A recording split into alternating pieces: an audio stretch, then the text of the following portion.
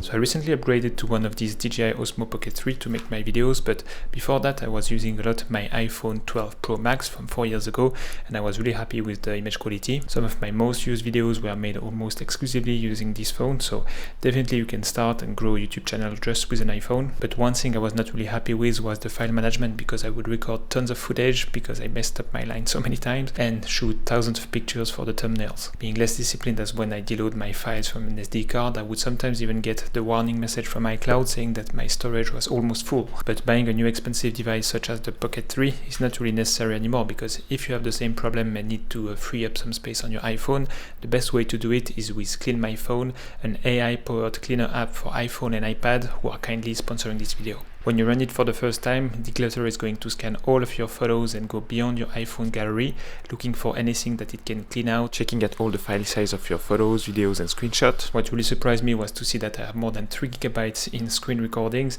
and if I look at my duplicate photos, I have some of them that are more than 40 MB each. And it makes sense, because when I'm about to post a photo on Instagram, I always go through 2-3 sets of final editing touches, so I always end up with 2, 3, 4 times the same photo in my gallery, and once posted I tend to forget about them. But now with Declutter I can really quickly identify them and clean up some space.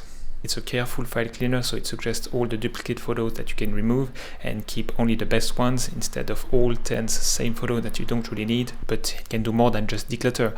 Clean My Phone can also organize similar photos based on themes in categories like portraits, travel, pets, foods, and text, so it's easier to find what you're looking for. And as you're going through organizing things, you can also sort files by file size to make sure that you're keeping the correct resolution or getting rid of the biggest image that you don't want to hold on to. Like these two similar 50 megabyte photos of a pad thai, I don't think I need that. And the app does everything on device. It doesn't need to connect to the internet, so all your embarrassing selfies and private photos are safe. If you're like me, a journey on a plane or a train is the perfect time to have a look at your photo gallery. Not needing internet connection, you can just run the scan and take all the time you want to just sit there, go through all the photos and clean up your phone. On top of keeping your phone organized, Clean My Phone can also test your network connection to see if anything might be slowing it down. It is also iPad compatible, so you can keep all your photo libraries organized. Clean My Phone can save you a ton of time and storage to make room for new memories to bloom, while keeping all the ones that you really care about without having to spend extra money every month for new iCloud storage. Head over to the first link in the description and get started.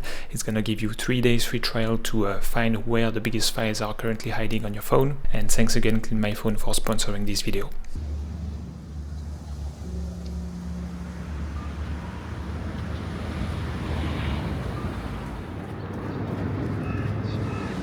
I've been shooting with the Sony a7 IV and the Sigma 35mm f2 contemporary lens. I love this lens so far. It's a bit heavy, it has a few flaws like the heavy vignetting and some fringing at quite wide open apertures, but otherwise it is a very solid lens, beautiful bokeh.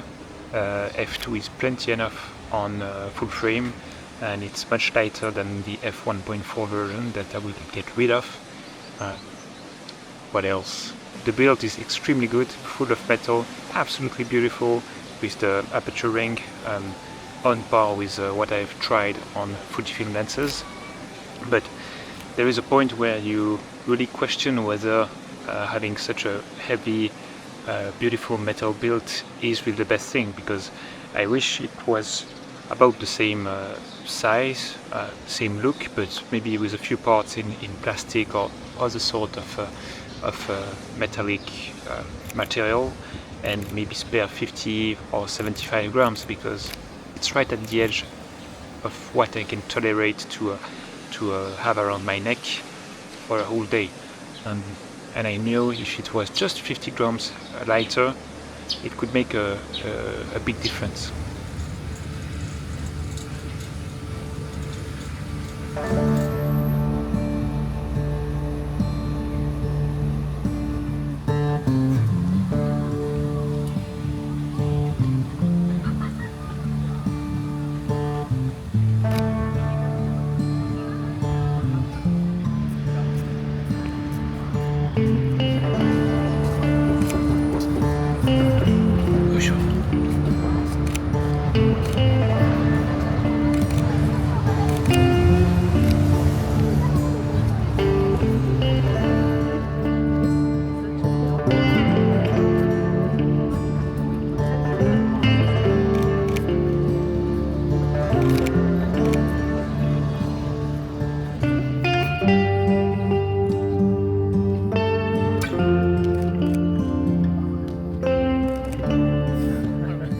Hello.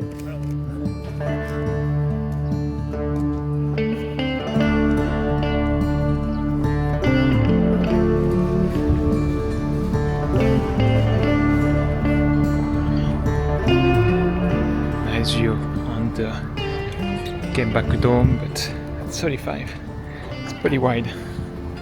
Let's grab the shot anyway. Here's the guy walking, it's quite cool.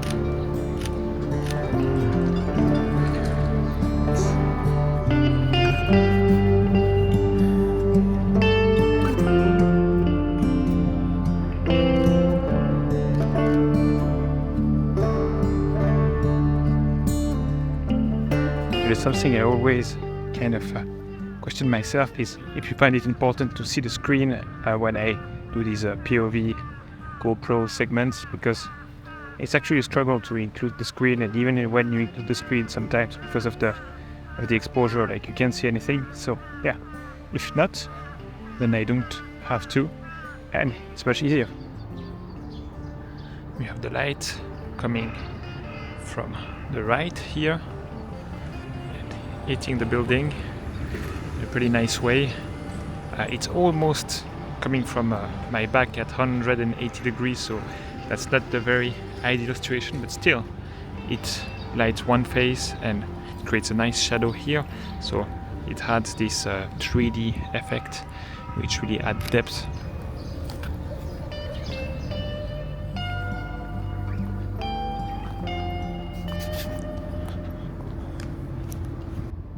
I like that building in the background, and there's some sort of a leading line with these I don't know, walls preventing from the water to get over the riverbank. But yeah, I'll use that as a leading line and focus on the building.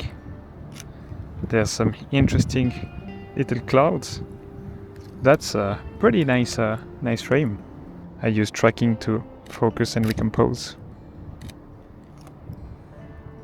This is pretty cool because there is the Hiroshima Castle in the background, and you see those workers preparing the park that is under construction in front. And I could catch a photo where they were like holding some sort of a cloth.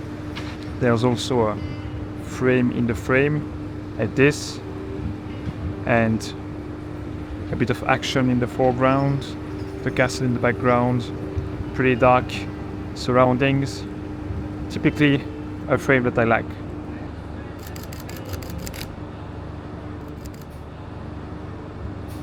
I took a very similar picture here about 3 months ago, and today the weather is nice. I like the light. It changed because it's under construction, so obviously it had a fair bit of development. Now there is some sort of a grass, a bit patchy still, but let's grab a shot. Good point.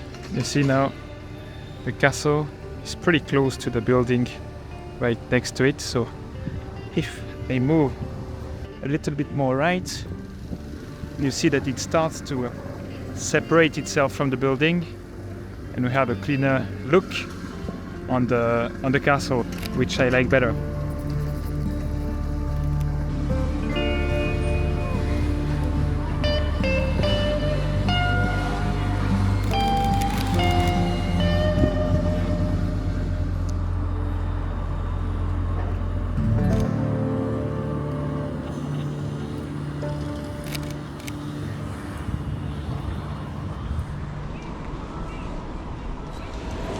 There's an interesting light hitting the building up there.